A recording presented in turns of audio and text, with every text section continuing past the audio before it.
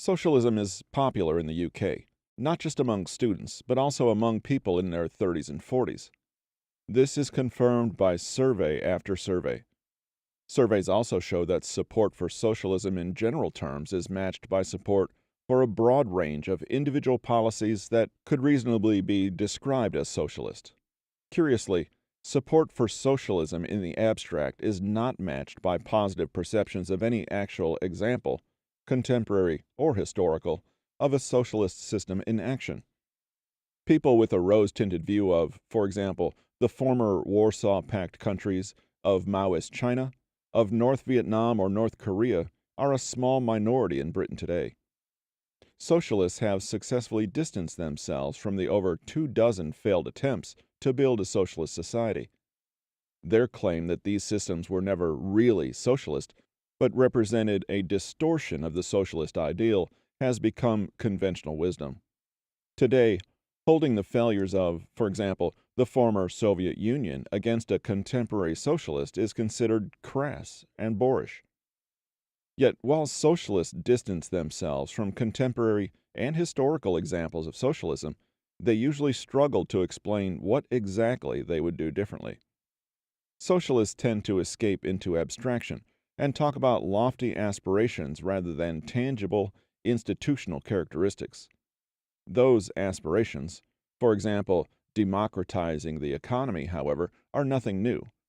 They're the same aspirations that motivated earlier socialist projects.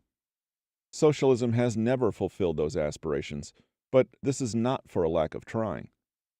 The not real socialism defense is only ever invoked retrospectively, namely, when a socialist experiment has already been widely discredited. As long as a socialist experiment is in its prime, almost nobody disputes its socialist credentials.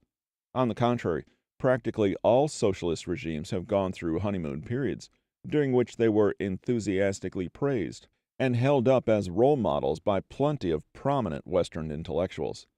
It is only after the event, i.e., once they've become an embarrassment for the socialist cause, that their version of socialism is retroactively redefined as unreal. This pattern started in the 1930s, when thousands of Western intellectuals went on political pilgrimages to the Soviet Union. Even though the atrocities of that regime were widely known, or at least knowable, in the West, the Soviet Union was widely held up to be a worker-run, grassroots democracy in the making. When Stalin mania later fell out of fashion, most of Stalin's Western admirers did not officially renounce their position, but simply fell silent on the issue. In the 1960s, the same thing happened again, except that this time Cuba, North Vietnam, and above all Maoist China became the utopias du jour. Echoing the earlier wave of pilgrimages to the Soviet Union, Western intellectuals flocked to these places in large numbers and returned full of praise. The new utopias were presented as an alternative to Western capitalism on the one hand, but also to the discredited socialism of the Soviet Union and its allies on the other hand. "This time is completely different" is not remotely new. Since the 1960s, Western intellectuals have explicitly defined all new socialist experiments in opposition to earlier failed attempts. When Cuba, Vietnam, and Maoist China fell out of fashion in the 1970s, Albania and Cambodia took their place.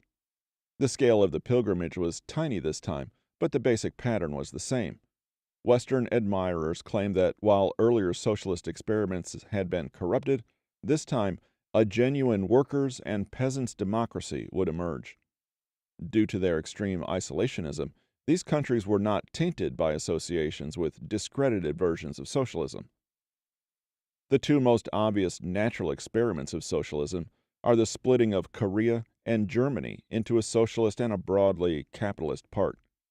It's clear today that these experiments have produced conclusive results, but this was not always so clear, and as long as the jury was out, plenty of Western intellectuals sympathized with the socialist rather than the capitalist parts of these countries.